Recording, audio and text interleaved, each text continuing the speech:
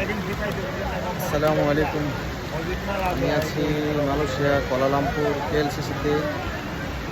আপনারা যারা মালয়েশিয়া ভ্রমণ করবেন তারা অবশ্যই কুয়ালালামপুর আসবেন এবং কুয়ালালামপুর এই টুইন টাওয়ার,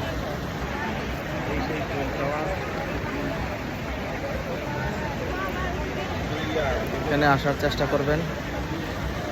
অনেক সুন্দর পরিবেশ, অনেক মানুষ এখানে ঘুরতে আসে।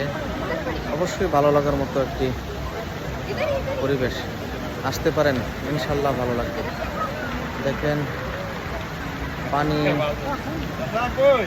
বিভিন্ন রঙের ঝর্ণার পানি এখানে ছাড়া হয়েছে। দেখার মতো একটি পরিবেশ।